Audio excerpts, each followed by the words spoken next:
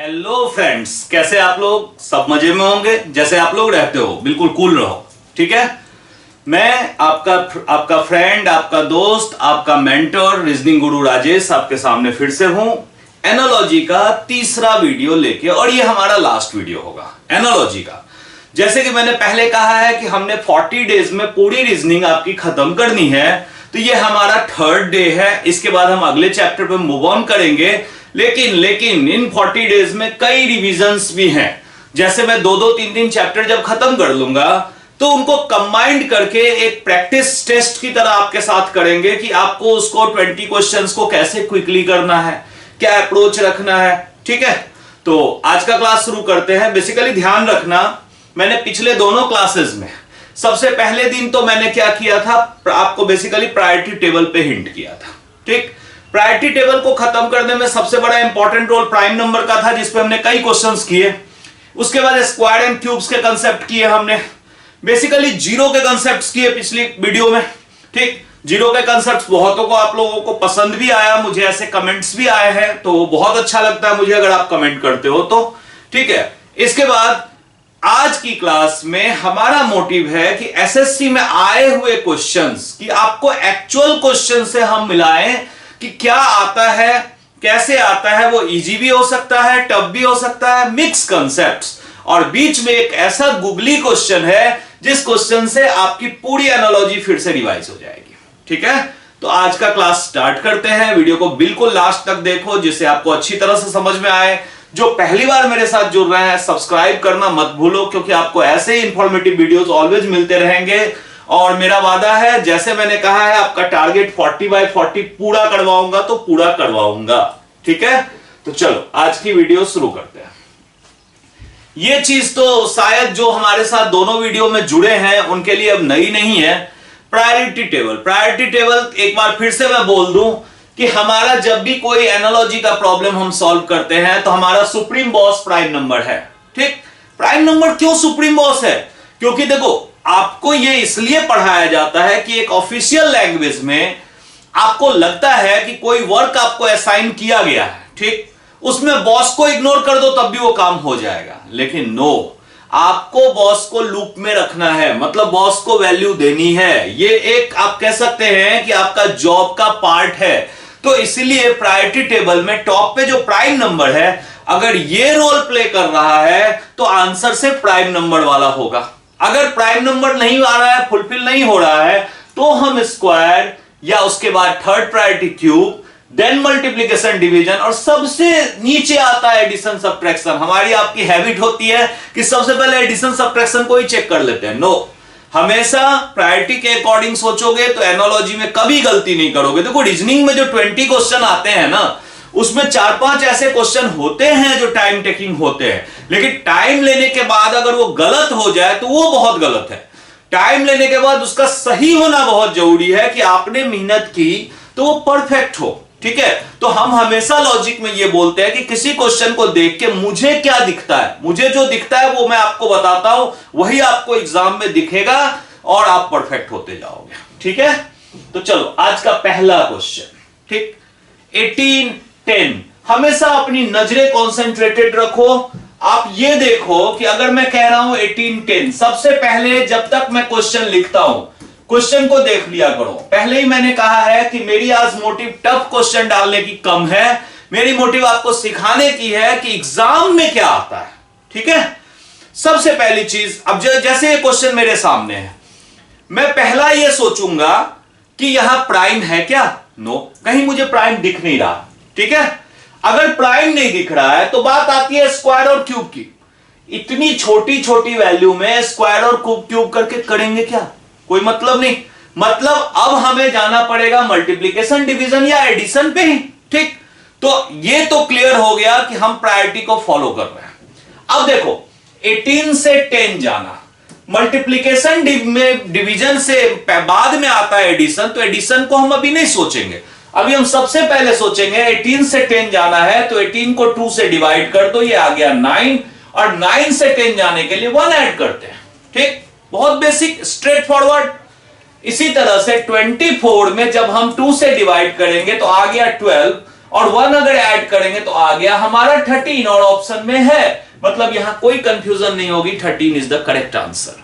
फिर से एक बार मैं बता दूं कि कभी कभी एग्जामिनर आपके साथ क्या गेम खेलते हैं, जैसे ये 18 है और 10 है, ठीक है, तो यहां पे कोई ऑप्शन 16 डाल देते हैं, ठीक, ये जान के डालते हैं आपसे गलती करवाने के लिए, क्योंकि अगर आप 16 देखते आप तो सोचते 18 माइनस 8 10, 24 माइनस 8 16, ठीक, आपने तो गलत नहीं सोचा, लेकिन आपने एक गलती कर दी, अपनी प्रायोरिटी टेबल को भूल गए, ठीक, प्रायोरिटी टेबल को ऑलवेज याद रखना है, प्रायोरिटी में पहले डिवीजन आता है, तो हम डिवीजन के बारे में सोचेंगे, अगर वो काम नहीं आएगा तो फिर एडिशन एंड सब्ट्रैक्शन है ही, ठीक है, क्लियर। चलो हम मूव ऑन करते हैं नेक्स्ट क्वेश्चन में। इस क्वेश्चन को देखो, जैसे हम जब तक नोट कर रहे हैं हम आपसे यही होप करेंगे कि आप इसको सॉल्व कर रहे होगे और मुझे कमेंट करते रहोगे कि बिना सर आपके हेल्प के मैंने ये क्वेश्चन कर दिया था, वो बहुत खुशी की बात होती है हमारे लिए, ठीक है। देखो मैंने हमेशा कहा क्वेश्चन को देख के सही चीजें दिखनी ये बहुत जरूरी है। 35, 48, 80, 99, 143 इन सब में एक पैटर्न कॉमन है। क्या कॉमन है? ये 35 6 का स्क्वायर माइनस 1 है, मतलब ये स्क्वायर के आसपास है। ये 48 7 का स्क्वायर माइनस 1 है, ठीक। ये 80 जो है ये 9 का स्क्वायर माइनस 1 है। 99 जो है ये 10 का स्क्वायर माइनस 1 है। हमारा 143 जो है ये 12 का स्क्वायर माइनस 1 है। और हम क्लियर देख रहे हैं 6 के बाद 7, 9 के बाद 10, तो 12 के बाद 13। तो हमारा फाइनल आंसर जो होगा 13 का स्क्वायर माइनस 1 होगा, मतलब 169 minus 1, 168 is the correct answer. अब मान लो कि आपके सामने क्वेश्चन हो, आप देख रहे हो 99 को और फिर भी नहीं सोच रहे हो कि 99 100 के पास है, ठीक। तो ये गलतियां नहीं करनी है, आपको समझना है कि इन्होंने 99, 143, 48 ये सब ऐसे नंबर है जैसे 101 10 का स्क्वायर प्लस 1 होता है, 145 12 का स्क्वायर प्लस 1 होता है। तो ये सब चीजें हमारी मेमोरी में हमें रखना पड़ेगा और मैं वो ला दूंगा। आप अगर सीखना नहीं भी चाहोगे तो मैं सिखा के रहूंगा, क्योंकि अभी आपका जो एसएससी जीडी का एग्जाम है लगभग 1 साल के बाद है। तो मैं इस 1 साल में आपको ऐसा परफेक्ट बनाऊंगा कि आप सबको एक टफ कंपटीशन दोगे, ठीक है। चलो आगे बढ़ते हैं। अब देखो आज मैं कुछ ऐसे क्वेश्चंस भी करवाऊंगा जिसको कि हम कहते हैं थोड़ा सा इलॉजिकल होता है, ठीक है। अब इलॉजिकल रीजनिंग में एक पार्ट होता है जिसमें कोई लॉजिक नहीं होता है, एक्स्ट्रा सोचना पड़ता है। अब जैसे देखो मैंने देखा प्राइम नंबर खत्म, 6 और 18 प्राइम नंबर नहीं है तो हम अभी नहीं सोच सकते प्राइम के बारे में। सेकंड स्क्वायर का तो मतलब आप खुद ही सोचो कि स्क्वायर का 18 से रिलेशन तो है, लेकिन किस तरह का रिलेशन है। जैसे मान लो 6 का स्क्वायर होता है 36, इसका हाफ करोगे तो 18, तो लेकिन 7 का स्क्वायर बाई 2 ये तो एक फ्रैक्शन होता है ना। अब फ्रैक्शन तो हमारा कोई है ही नहीं, डेसिमल होता है, दशमलव में होता है, ठीक है। तो दशमलव या डेसिमल तो इसमें कहीं है नहीं, तो इसका मतलब अच्छा ये हम करके नहीं देखेंगे, हम अपनी आंखों से ही देखेंगे कि 36 का स्क्वायर का हाफ तो ये है, लेकिन 7 का स्क्वायर का हाफ इसमें ऑप्शन नहीं है, ठीक। अभी जो मैं सॉल्व कर रहा हूं सिर्फ आपको समझाने के लिए, कोई जरूरत नहीं होती पेन उठाने की रीजनिंग में, ठीक है। तो अब हम बात करते हैं कि अब आगे क्या सोचे। लेकिन जब मैं 6 का स्क्वायर कर रहा था 36, तो मुझे एक चीज दिख गया कि इसके दोनों डिजिट का मल्टीप्लीकेशन भी तो 18 है, ठीक है। 6 का स्क्वायर किया 36 और इसके दोनों डिजिट को मल्टीप्लाई किया तो ये आ गया 18। यानी 7 का स्क्वायर करेंगे तो ये आएगा 49 और इनके दोनों डिजिट्स का मल्टीप्लीकेशन 36 होता है। 36 इज द करेक्ट ऑप्शन, ठीक है। इस तरह के रीजनिंग को हम इलॉजिकल रीजनिंग बोलते हैं। बेसिकली ये हमेशा से आते हैं अगर एग्जाम को थोड़ा टफ बनाना होता है तो, ठीक है। तो इलॉजिकली भी सोचना बहुत जरूरी है, लेकिन हमेशा ये समझ लो कि ये कहां से मुझे हिंट मिला, मैंने स्क्वायर को जब चेक किया, ठीक। तो आप जब आगे बढ़ोगे ना तो ये इलॉजिकल चीजें भी आपको दिखने लगेगी, ठीक है। ऐसा नहीं है कि आपको लगेगा कि इतनी सारी इलॉजिकल चीजें हम याद कहां से रखेंगे, नो, बहुत आसान होता है, कोई दिक्कत नहीं, ठीक है। आप अपने कंसेप्ट्स पे स्ट्रेट टिके रहो, आपको कभी कोई दिक्कत नहीं आएगी, सिर्फ कंसेप्ट्स पे स्ट्रेट टिके रहना है।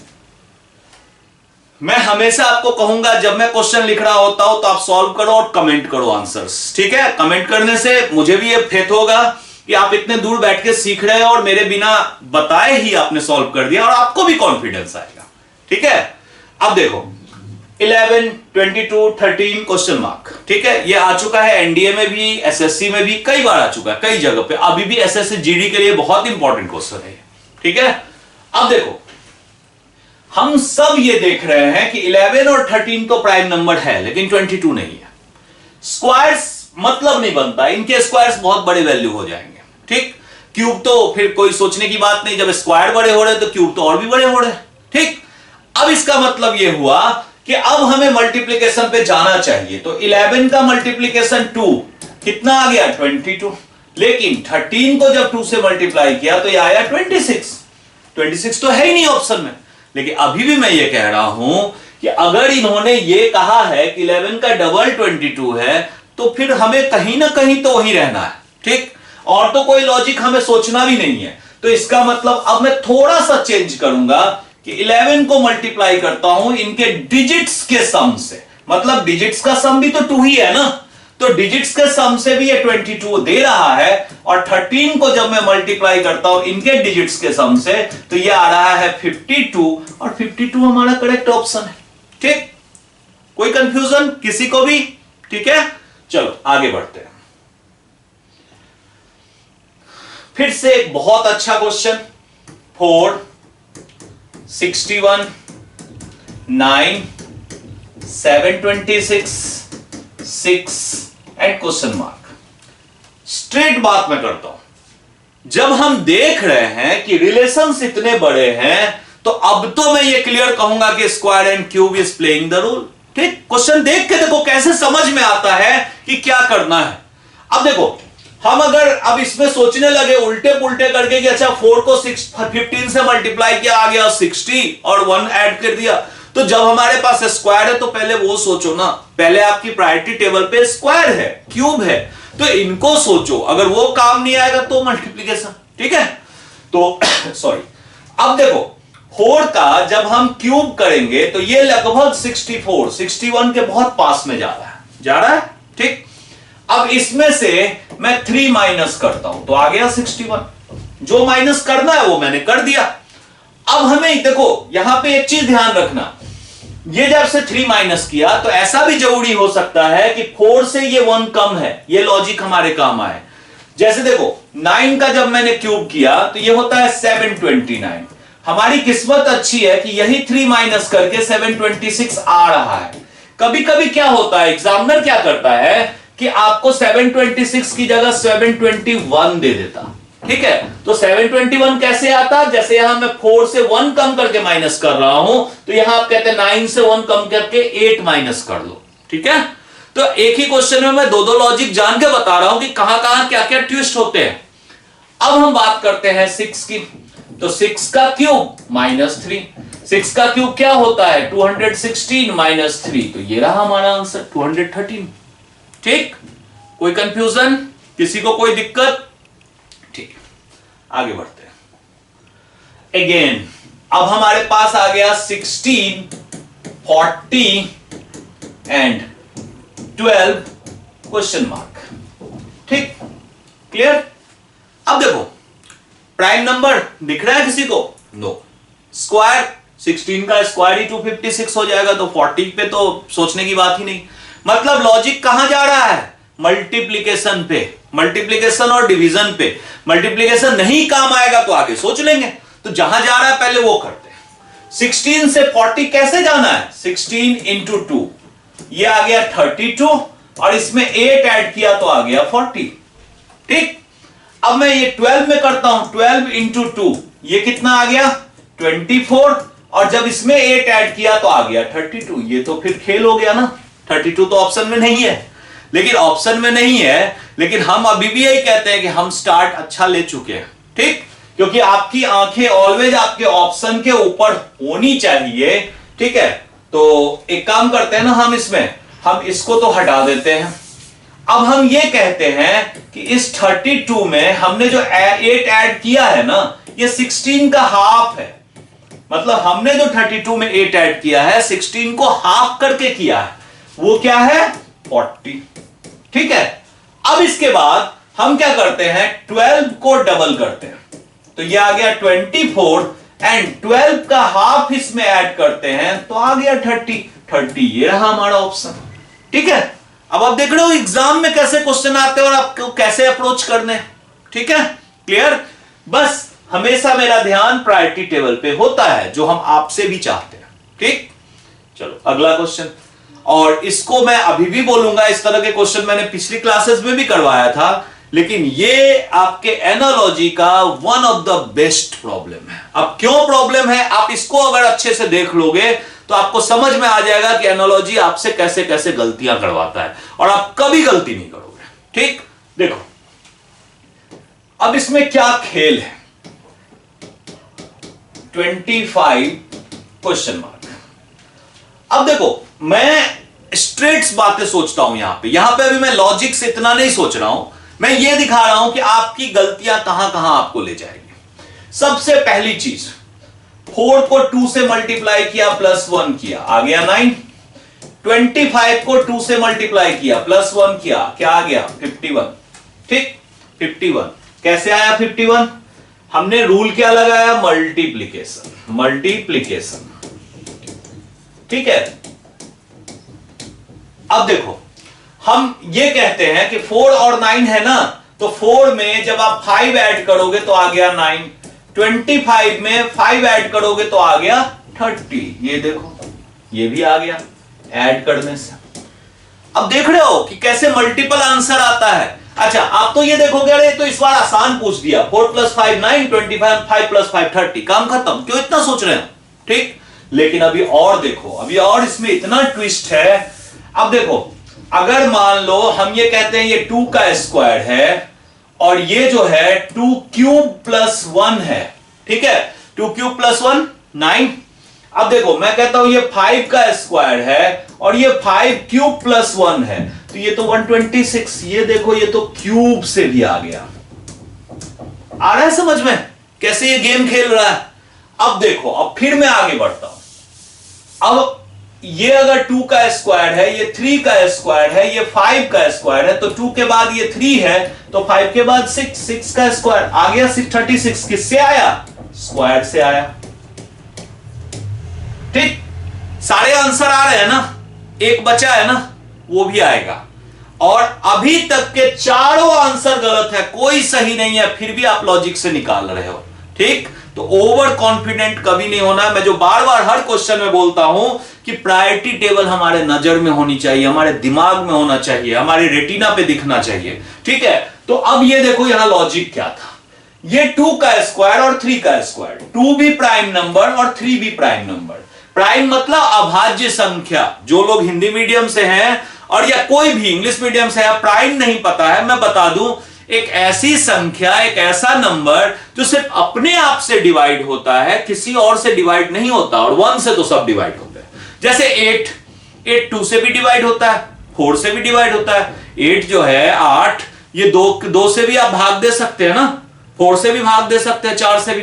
तो ये अभाज्य नहीं है, ये प्राइम नहीं है। प्राइम वो होते हैं जो सिर्फ अपने आप से डिवाइड हो, अपने आप को ही, अपना आप ही उसको तोड़ सकता है। जैसे 5 में 5 से ही डिवाइड होगा, 7 11 13 17 19, कितने आगे तक जा सकते हैं, 23 होता है, 29 होता है। ठीक है, तो ये होता है प्राइम नंबर। तो ये 2 का नेक्स्ट प्राइम नंबर 3 है, तो 5 का नेक्स्ट प्राइम नंबर जो होगा, नेक्स्ट प्राइम, ये क्या होगा, ये होगा 7। तो 7 सॉरी 7 का स्क्वायर 49, ये प्राइम नंबर से आ रहा है, यानी हमारा अभी करेक्ट ऑप्शन ये होगा। लेकिन अगर मान लो ऑप्शन में 49 नहीं होता, ये सारे ऑप्शन होते, तो आपने देखा प्राइम के बाद स्क्वायर प्रायोरिटी में आती है, तो 36 आंसर होता। अगर 36 ऑप्शन में नहीं होता तो क्यूब वाला 126 करेक्ट आंसर होता। तो आपको इतना कंफ्यूज नहीं होना, जब इस तरह से आएगा तो प्राइम वो डाल ही देंगे, आपको प्राइम पे कंसंट्रेट करना है। ठीक है, क्लियर। चलो आगे बढ़ते हैं। अब देखो एक और क्वेश्चन, 5 27 7 क्वेश्चन मार्क 8 39। अच्छे से सोचो, क्योंकि इस तरह के क्वेश्चन में लॉजिक्स ऐसे होते हैं कि आपको देखने चाहिए कि हम इसको कैसे टैकल करेंगे, क्या ये इजी है, क्या ये मुश्किल है। और आपको एक मजेदार बात बता दूं, ये एसएससी 2022 में आया हुआ है, ठीक है। तो आपको ये भी पता चलेगा कि अगर ये आया हुआ है तो क्या इतना आसान आता है? बिल्कुल आता है भाई, ठीक है। अब देखो क्यों आसान है। लॉजिक तो आप लोग, अब देखो, अब हर चीज कैलकुलेट नहीं करना पड़ता। जैसे आपको स्क्वायर दिख रहा है, 5 का स्क्वायर 25, ठीक, 8 का स्क्वायर 64, बड़ा हो गया, स्क्वायर खत्म, स्क्वायर खत्म तो क्यूब भी खत्म, प्राइम नंबर दिख नहीं रहा है, मतलब 3 चीजें खत्म। अब क्या बची? मल्टीप्लीकेशन, करो मल्टीप्लीकेशन। इस तरह से आप अगर क्विकली सोचोगे ना तो कोई गलती नहीं करोगे। अब देखो 5 को मैं कहता हूं 5 जा 25 होता है और +2 कर दो तो 27। 8 5 जा क्या होता है? 8 5 जा होता है हमारा 40 और 40 से -1, मतलब अब यहां पे खेल होना शुरू हो गया। हमारा ये काम नहीं आया तो क्या करना चाहिए हमें? ठीक, सोचो, हमें कुछ और सोचना चाहिए 27 लाने के लिए। अब हम क्या करते हैं, 5 को कहते हैं 4 से मल्टीप्लाई करो, ये आ गया 20 और +7 27। अब देखो 8 को 4 से जब मल्टीप्लाई किया तो 32 और देखो 7 39। अब आप सही ट्रैक पे हो, ठीक है। अब देखो 7 को जब मैंने 4 से मल्टीप्लाई किया तो 28 + 7 ये आ गया 35। तो हमारा करेक्ट ऑप्शन ये 35 होगा, ठीक है, बिल्कुल परफेक्ट। किसी को कोई कंफ्यूजन, कोई दिक्कत कहीं भी? ठीक, चलो चलिए नेक्स्ट क्वेश्चन जो हमारा है, उस नेक्स्ट क्वेश्चन में आप देखो, आप एक बार पहले आप अच्छी तरह से सोच लो कि क्या कंसेप्ट लगता है वो आपको दिख रहा है। उसके बाद हम इसमें आगे बढ़ते हैं। वैल्यूज पे ध्यान दो कि क्या वैल्यूज लिखी हुई है, क्या उससे आपका कोई क्लू लग रहा है? प्राइम तो है नहीं, स्क्वायर्स हो सकते हैं, लेकिन इसमें कोई भी मुझे स्क्वायर टर्म डायरेक्टली नहीं दिख रहा है, ठीक है। तो ऐसे कंडीशन में कभी कभी स्ट्रेट इजी भी सोच के एक बार देखो। जैसे देखो इसमें लग रहा है कि ये इंक्रीज हो रहा है और यहां भी जो ऑप्शंस हैं जस्ट इससे फिक्स्ड इंक्रीज की तरह ही दिख रहे हैं, ठीक है। तो ये बड़ा इजी सा क्वेश्चन एसएससी ने पूछ दिया था एक बार। 147 में अगर आप 75 ऐड करते हो तो ये आ जाता है 222, और लकीली 158 में जब आप 75 ऐड करते हो तो देखो ये एकदम स्ट्रेट आ रहा है, ये आराम से 233 आ रहा है और यही करेक्ट ऑप्शन है। तो ये मैंने जस्ट जान के ये क्वेश्चन दिया कि एसएससी कभी कभी सीधा एडिशन पे भी क्वेश्चन पूछ देती है, ठीक है, क्लियर। चलो आगे मूव ऑन करते हैं। ये क्वेश्चन देखो 5158 क्वेश्चन मार्क। इस क्वेश्चन में आपको लॉजिकली ये समझना है कि हम क्वेश्चन में कैसे प्रोसीड करते हैं, किस तरह से हम गलती सही देखते हैं, ठीक। प्राइम नंबर छोड़ दो क्योंकि 158 क्वेश्चन बहुत सारी चीजें जो नॉन प्राइम है। अब बात आती है स्क्वायर एंड क्यूब की। सबसे पहले तो एक चीज हो सकता है कि ये 5 का स्क्वायर है 25 और 6 से मल्टीप्लाई कर दो तो ये आ जाएगा 150, ठीक। अब अगर हम 8 का स्क्वायर देखते हैं तो 8 का स्क्वायर कितना होता है 64, और अगर हम 6 से मल्टीप्लाई करते हैं तो ये आएगा 384। क्या ऑप्शन में है? नहीं है। तो एक लॉजिक यहां और चलता है, 5 का नेक्स्ट नंबर अगर 6 है तो मैं वो सोचूं तो यहां 8 का नेक्स्ट नंबर अगर 9 लेंगे, ठीक है, तो 9 अगर हम मल्टीप्लाई करेंगे तो देखो 9 4 जा 36, 9 6 जा 54 और 3 57, देखो स्ट्रेट वे 576, ठीक है। मतलब आपको ये चीज देखना है कि ठीक है 6 कितने तरीके से आ सकता है। एक तो 6 है, अगर 6 को यूज करना है तो दोनों में आंसर आना चाहिए, लेकिन हमने देखा कि डायरेक्ट 6 से आंसर नहीं आ रहा था, तो मैंने ये देखा कि 6 तो ऐसे भी आ रहा है ना, 5 का नेक्स्ट नंबर इज 6, तो हमने वो काम कर दिया और फाइनली आंसर आपके सामने, ठीक है, क्लियर। चलो आगे बढ़ते हैं। 13 इस क्वेश्चन में देखो क्या है, ध्यान से बिल्कुल सिंपल सोचो, ज्यादा कंफ्यूज होने की जरूरत नहीं है, क्योंकि मैंने पहले कहा आज के वो सारे क्वेश्चंस वो हैं जो पेपर्स में आए हुए हैं, तो जो आपका लेवल होता है लगभग उसी के आसपास के क्वेश्चन होंगे। तो स्ट्रेट सोचना आप भूल जाते हो, कभी कभी टफ करते करते तो गलतियां कर जाते हो सॉरी। अब देखो यहां लार्ज नंबर स्मॉल से रिलेटेड है, तो ऐसे में स्मॉल से लार्ज लाने की कोशिश करो, ठीक। स्ट्रेट सोचो कि अगर मैं 4 को 3 से मल्टीप्लाई करूं तो 12 आ गया और 1 ऐड किया तो आ गया 13। एक बार इसको देखो कितना इजीली आ रहा है। 5 को 3 से मल्टीप्लाई किया तो 15 आ गया और 1 ऐड किया तो आ गया 16। तो सेम वे में अब जब 19 से लाना होता है तो आपको क्या करना है, देखो आपने यहां +1 किया तो यहां -1 करो, जस्ट रिवर्स करते जाओ। 18 यहां मल्टीप्लाई 2 किया था तो यहां डिवाइड 2 करो तो यह आ गया 6। 6 इज द करेक्ट ऑप्शन। मतलब 6 को अगर हम 3 से मल्टीप्लाई करेंगे तो 18 एंड +1 19। बिल्कुल इजी सा क्वेश्चन है, ठीक है।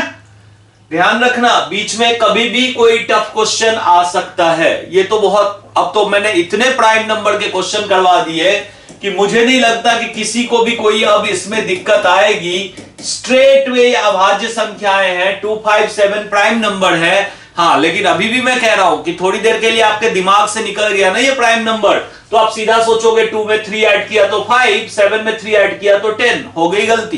ठीक, गलतियों से बचना है। ये हमारा प्राइम नंबर 2 है, नेक्स्ट प्राइम नंबर 3 होता है, देन 5।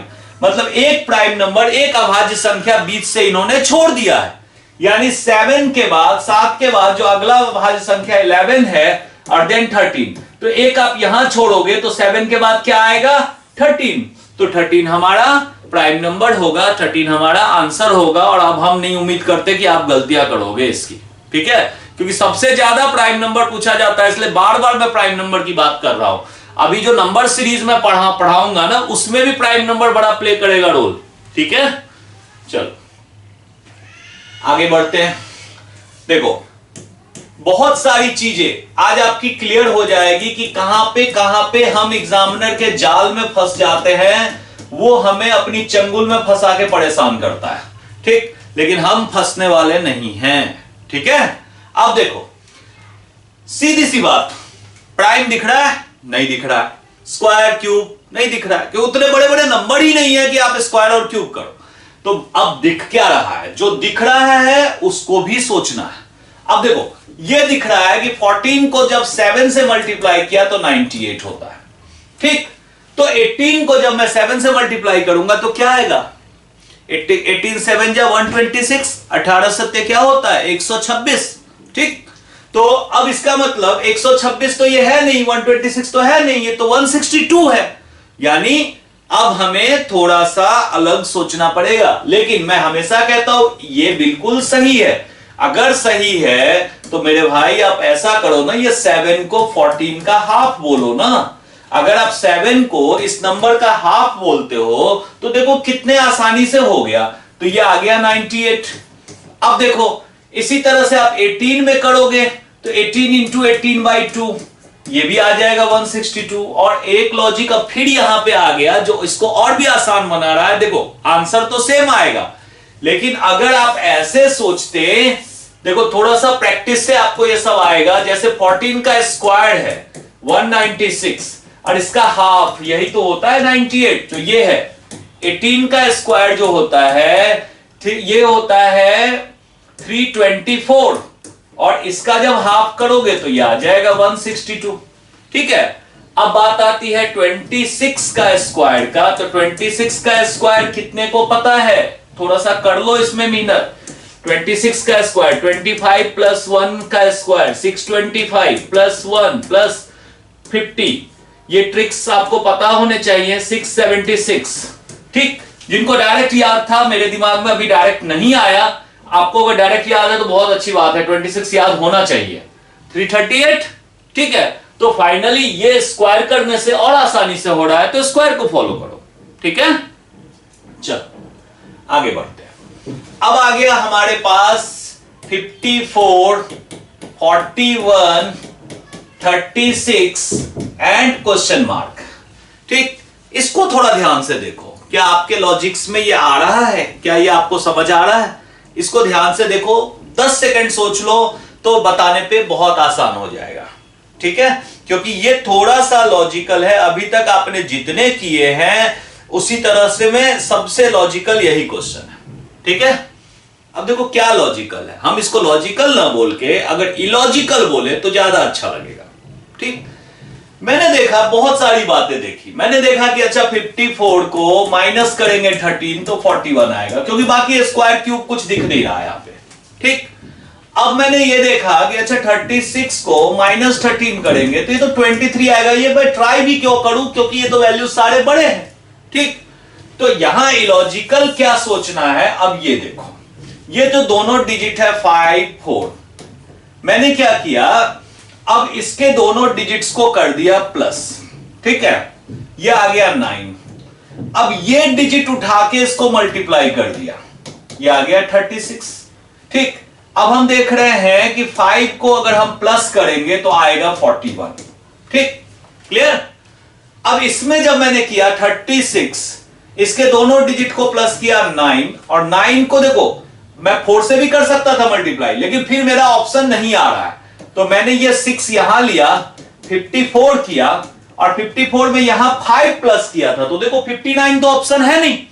तो आप एक बात ध्यान दो, ये 5 यहां से आया, मतलब ये जो यूनिट्स प्लेस है वो 5 यहां है, तो जैसे ही आप यूनिट्स प्लेस का 5 इसमें प्लस करोगे तो ये आ जाएगा 57।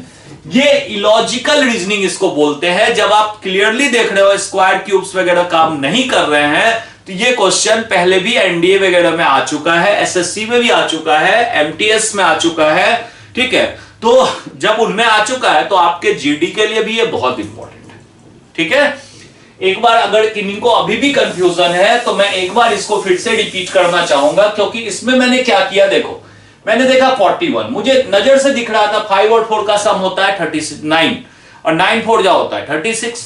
तो मैंने इसलिए इसको किया कि इसके दोनों डिजिट्स को प्लस कर दो, 5 और 4 9, जो ये यूनिट्स का डिजिट है इसको कर दो मल्टीप्लाई, और जो ये टेंस प्लेस पे पहला डिजिट है इसको कर दो प्लस, ये आ गया 41।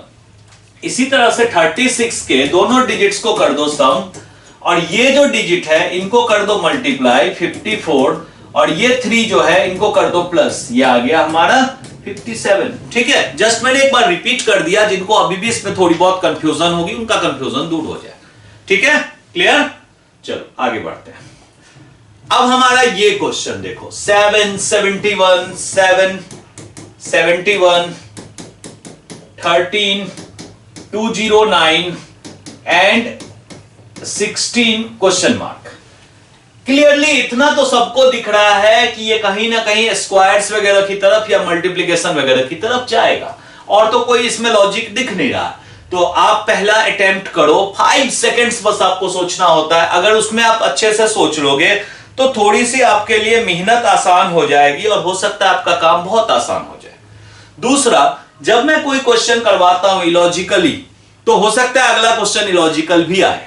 अब देखो यहां पे क्या है, शुरुआत सही से करो तो क्वेश्चन सॉल्व हो जाता है। कैसे, मैं यहां पे यही तो कह रहा हूं कि अच्छा 7 को कर दो 10 से मल्टीप्लाई, यह आ गया 70 + 1, लेकिन 13 को जब 10 से मल्टीप्लाई किया तो यह लॉजिक लगता हुआ दिख नहीं रहा। तो नहीं दिख रहा है तो लेकिन करना तो यही 10 से मल्टीप्लाई है, तो फिर आपको क्या करना चाहिए। देखो 10 लाने के कई तरीके हो सकते हैं, हमारा तरीका थोड़ा सा बदल जाएगा। अब हम क्या कहेंगे कि 7 को इस 7 में 3 ऐड करके मल्टीप्लाई करो, तो आ गया 70 और +1, मतलब 13 को 13 में 3 ऐड कर दो और फिर +1 कर दो। ठीक है, यानी 13 × 16 ये आता है 208 + 1 आ गया 209। अब हमारे पास ये रहा 16, और 16 में 3 ऐड कर दो। ठीक है, और 3 जैसे ही आप ऐड करोगे तो अब आपके पास ये आ गया +1 करना है, तो 16 × 19 +1। अब देखो 16 और 19 का मल्टीप्लीकेशन इतना करना भी नहीं है, 9 6 जा 54, लास्ट डिजिट 4 आएगा, जब 1 प्लस होगा तो एक 305 में ही लास्ट में 5 है, यहां आप अपने कैलकुलेशन से टाइम बचा सकते हो। ठीक है, क्लियर, कोई कंफ्यूजन। फाइनली ये हमारे एनालॉजी का लास्ट क्वेश्चन होगा, आज के क्लास का भी ये लास्ट क्वेश्चन है। 39 27 43 एंड क्वेश्चन मार्क। फटाफट से इसका आंसर करके मुझे कमेंट करो। 5 सेकंड 10 सेकंड में आपको कमेंट करना होता है, और वो काफी अच्छा हो जाता है, क्योंकि कभी कभी क्वेश्चन बड़ा आसान होता है, इसके लिए 5 सेकंड काफी है। देखो अब क्यों मैं कह रहा हूं 5 सेकंड काफी है, देखते ही मुझे दिखा ये 3 और 9 मतलब कि अगर 3 को 9 से मल्टीप्लाई करो तो आ गया 27। तो मैंने देखा 4 और 3 और इनका मल्टीप्लिकेशन ऑप्शन में मुझे यहां दिख गया, बस काम खत्म। ठीक है, तो एनालॉजी में आप मैक्सिमम क्वेश्चन में मैंने पेन उठाया आपको समझाने के लिए, अदरवाइज 99% क्वेश्चन बिना पेन के होता है। जब हम प्रैक्टिस सीरीज करेंगे ना तो मैं इस तरह से नहीं समझा के क्वेश्चन करना बोलूंगा कि कैसे करना है, तो उस कंडीशन में आप देखना बिना पेन के सारे क्वेश्चन कैसे होते हैं। ठीक है, हाँ कभी कोई रेयर ऐसा होता है जिसमें पेन उठ जाता है, बट ठीक है, हम जितना टाइम सेव कर सकते हैं उतनी अच्छी कंडीशन में जाएंगे। ठीक है, तो आज का क्लास यहीं तक, एनालॉजी हमारा यहीं तक। और फाइनली जो मैं आपसे हमेशा रिक्वेस्ट करता हूं कि हम आपके साथ एक नए चैनल के माध्यम से जुड़े हैं, तो उसको अभी सब्सक्राइबर्स चाहिए। जितने जल्दी आपके सब कुछ सब्सक्राइबर हमारे साथ हो जाएंगे, हम लाइव आना आपके साथ 100% लाइव आना शुरू कर देंगे। और प्लीज लाइक जरूर करो। लाइक क्या होता है ना, लाइक जैसे ही आप करते हो कि एक टीचर को लगता है कि आपने जो पढ़ाया वो लोगों को पसंद आया, स्टूडेंट खुश है, तो लाइक बहुत जरूरी है। कुछ बच्चे हमारे इतने अच्छे कमेंट करते हैं कि हम बहुत खुश हो जाते हैं। ठीक है, तो वो खुशी भी बहुत जरूरी है। ठीक, और प्लीज मैक्सिमम लोगों के साथ शेयर करो, जिससे हमारी भी फैमिली बढ़े, आपकी भी फैमिली बढ़े। ज्ञान बांटने से बढ़ता है, सब जानते हो। जितने ज्यादा लोगों के साथ बैठ के आप क्वेश्चन करोगे लाइव में, जितने नए क्वेश्चंस उनकी तरफ से रेज होंगे, तो आपके लिए भी वो एक कलेक्शन बनता चला जाएगा और आप अपनी कंडीशन सोच सकते हो कि आप कितने बेटर कंडीशन पे जाओगे। ठीक है, तो ठीक है, आज की क्लास यहीं तक। सब अपना ध्यान रखो, खुश रहो, मस्त रहो एंड थैंक यू।